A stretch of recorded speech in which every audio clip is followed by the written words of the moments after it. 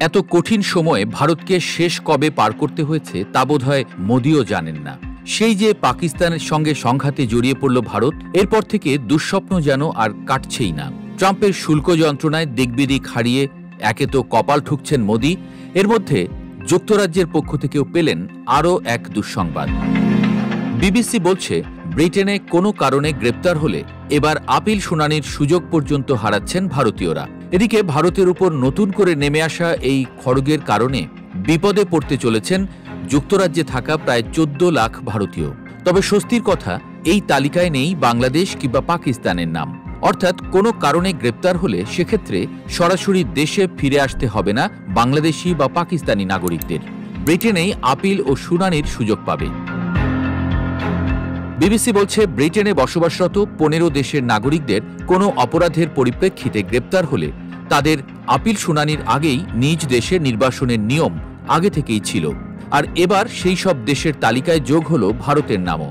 ব্রিটেনের স্বরাষ্ট্র দপ্তরের বরাতে এসব তথ্য জানিয়েছে প্রভাবশালী এই সংবাদ মাধ্যমটি। ট্রাম্পের 50% শুল্কের চাপে পিষ্ট ভারতের উপর থেকে শনির দশা যে সহজেই কাটছে না তা অনুমেয় ছিল, কিন্তু আঘাতটা যে এদিক থেকে আসবে তা বোঝা যায়নি। রাশিয়া থেকে তেল কেনার মাশুলি কি গুনতে হচ্ছে ভারতকে? তাই যদি সত্যি হয়ে থাকে তবে এই দুঃসময় খুব সহজেই কাটবে তেমন কোনো সম্ভাবনা দেখছেন না বিশ্লেষকরা। এমনকি সামনে ইউক্রেনের সঙ্গে যুদ্ধে রাশিয়ার বিরুদ্ধে অবস্থান নেওয়া যে কোনো দেশই ভারতের বিরুদ্ধে আরও কঠিন ব্যবস্থা নিতে পারে বলে মনে করছেন তারা।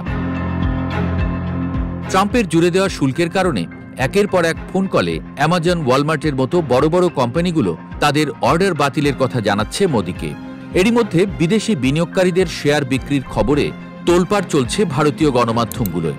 মোদির এককালের বন্ধু ট্রাম্প গত 30 জুলাই সাফ জানিয়ে দিয়েছেন, পাকিস্তানের সঙ্গে বাণিজ্য চুক্তি চূড়ান্ত করছে তার দেশ। এই চুক্তির মধ্যে দেশটির বিশাল তেল মজুদের যৌথ উন্নয়নের পরিকল্পনাও রয়েছে।